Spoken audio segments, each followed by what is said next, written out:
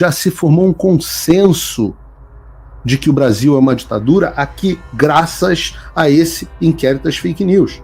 Hoje nós somos rotulados aqui nos Estados Unidos como um dos maiores exemplos de censura do mundo. Olavo Edu Carvalho, melhor canal de corte do YouTube.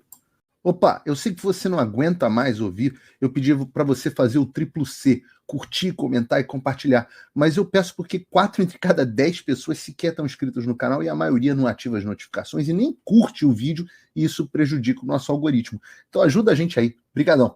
Vou começar pela notícia do Supremo Tribunal Federal, nada em comum nesse programa, e acompanhe comigo essa reportagem que eu coloquei no site do Paulo Figueiredo Show. Lembrando que você lê todas as notícias que a gente fala aqui no programa, todas você lê, a maioria delas de graça, no Paulo Figueiredo Show, sem propaganda, sem anúncio, sem nada. Então a gente tem inquérito das fake news foi, abre aspas, decisivo contra extremismo, diz Barroso. A fala do Barroso aconteceu no lançamento de um livro do Dias Toffoli, que celebra os 15 anos do ex-advogado do PT no Supremo Tribunal Federal. 15 anos de Dias Toffoli no Supremo Tribunal Federal. Você vê que a vida é dura. E a gente tem que, ouvindo essa frase do ministro, fazer uma recapitulação rápida desse inquérito das fake news, que foi o inquérito criado originalmente para impedir uma reportagem da Cruzoé, que foi censurada, falando sobre o próprio Toffoli. Esse inquérito é uma aberração, absolutamente uma aberração jurídica, porque o regimento interno do Supremo sequer permitia que fosse instaurado um inquérito de ofício pela própria Corte, senão para investigar os atos ocorridos dentro do Supremo, ou então nas suas dependências, né? E ele foi criado e tocado sem a participação da Procuradoria-Geral da República, as pessoas investigadas sequer sabiam que estavam sendo investigados, os advogados não têm acesso aos autos do inquérito e por aí vai. São muitos absurdos, eu acho que eu estou lá. O ministro Marco Aurélio de Mello, né, o ex-ministro Marco Aurélio de Mello, chamou ele de um inquérito do fim do mundo, tem um ótimo livro, com a participação da Ludmila Grillo e vários outros bons nomes, muito bom, chamado Inquérito do Fim do Mundo, e depois disso, esse inquérito foi aproveitado pelo Alexandre de Moraes, que foi nomeado de ofício aí o relator do inquérito.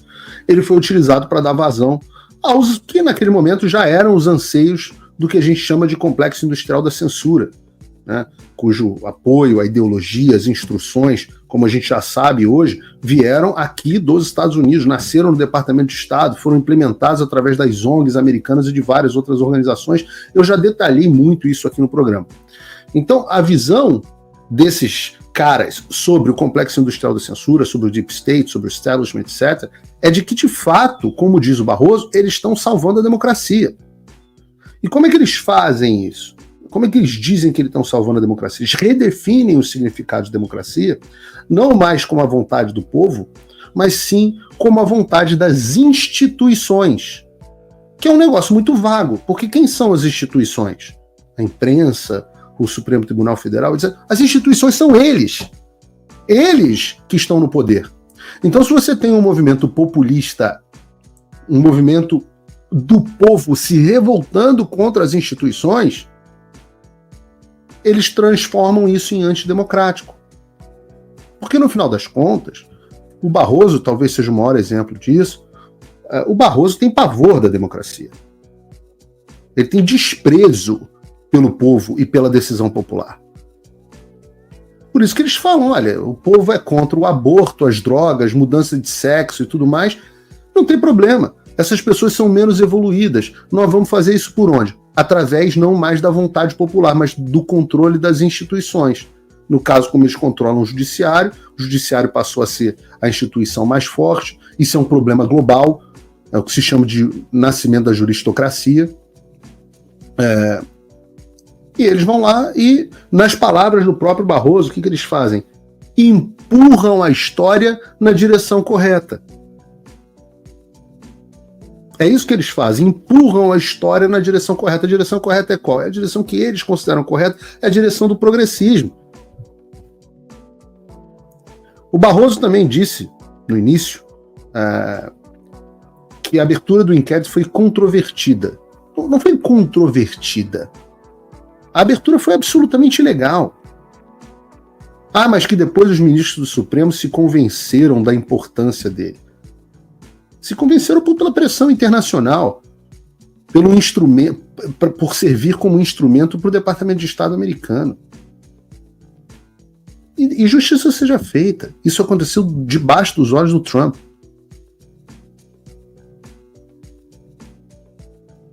Ele diz corretamente que a decisão de se instaurar o inquérito das fake news um dia vai ser registrada na história. E claro que vai ser registrada na história. Contra isso não há dúvida. Ela já é registrada na história.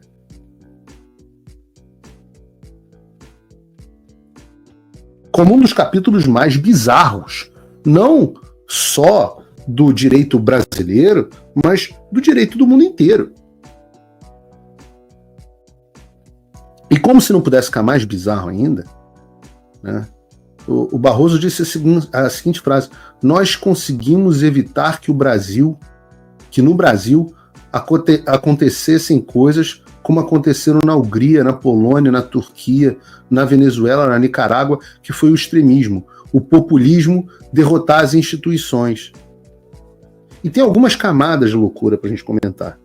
Primeiro, ele diz que quando o inquérito das fake news foi instaurado, era controvérsia até mesmo dentro do Supremo Tribunal Federal. Talvez porque ainda houvesse algum resquício de legalidade na cabeça dos ministros.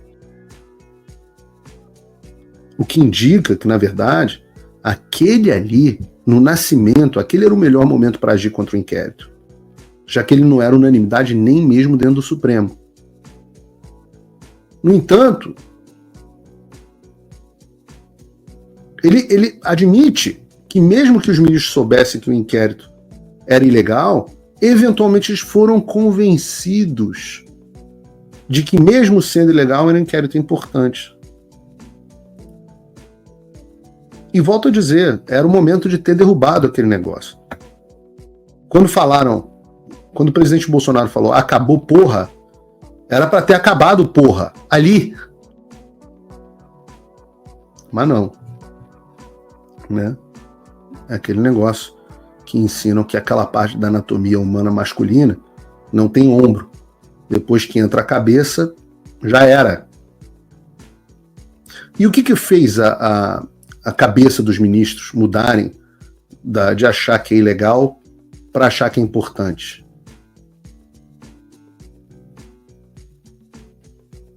O que será que mudou?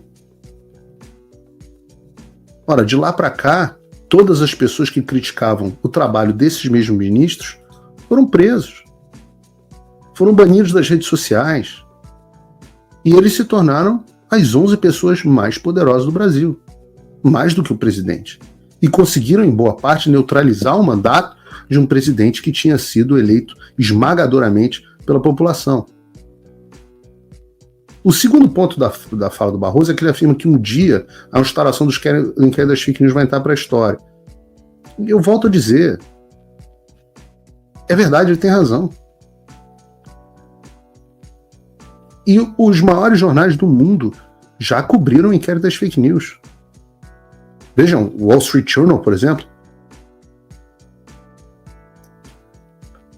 Juiz brasileiro que disputa com Elon Musk luta contra as mídias sociais há muito tempo. O The New York Times, que a gente elogiou aqui recentemente, já cobriu mais de uma vez. Será que o Alexandre de Moraes é realmente bom para a democracia? Ou a outra reportagem do Times, o Supremo está salvando a democracia? Interrogação. Reportagem que a gente colocou aqui na semana. Ou o Washington Post, o jornal mais à esquerda dos grandes jornais americanos. Em sua luta pela liberdade de expressão, o X de Elon Musk tomou a posição correta.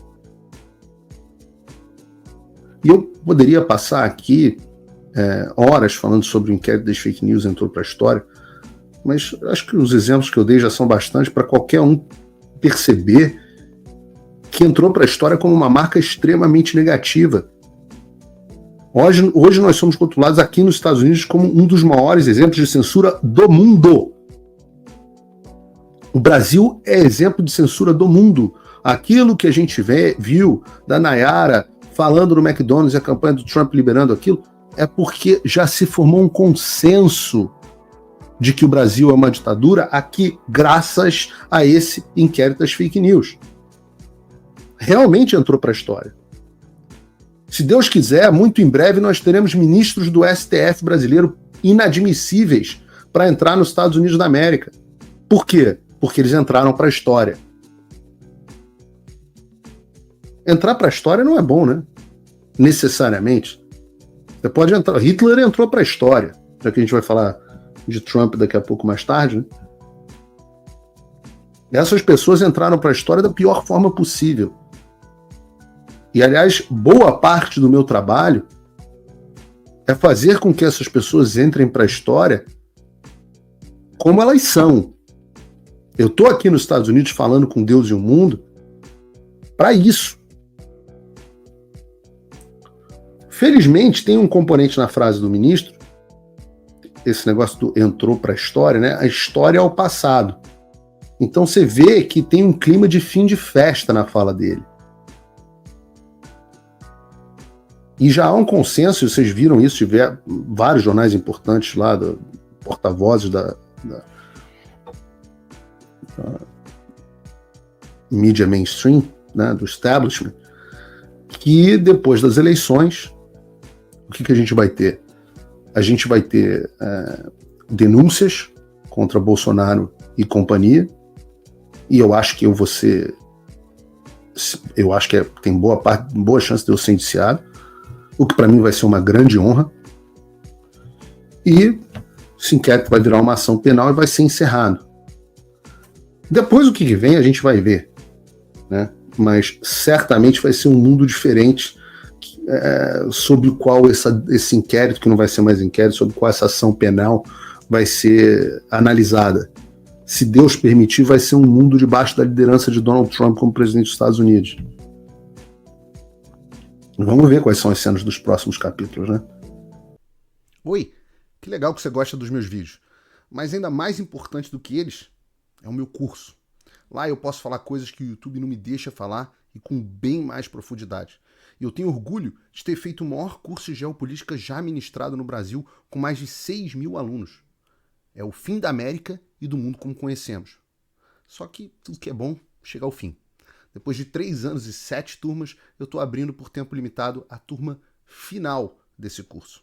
Então, essa é, portanto, a tua última chance de fazer parte desse grupo e realmente entender o que está se passando no Brasil e no mundo, para poder ser diferente e ajudar a mudar as coisas na direção certa. Tem um link para você aqui na descrição. É por tempo limitado e com vagas limitadas. De novo, é a última turma. Haja agora para não se arrepender. Um abraço. Faça o tal do triplo C. Curta, comenta e compartilhe. Você pode fazer essas 3 coisas que ajudam o algoritmo a aparecer. Mas eu não estou brincando não, pessoal. Dá uma paradinha agora de 1 segundo e clica no joinha. É importante que você faça isso. Porque se você não fizer, inclusive atrapalha o vídeo. Parece que o vídeo é menos relevante.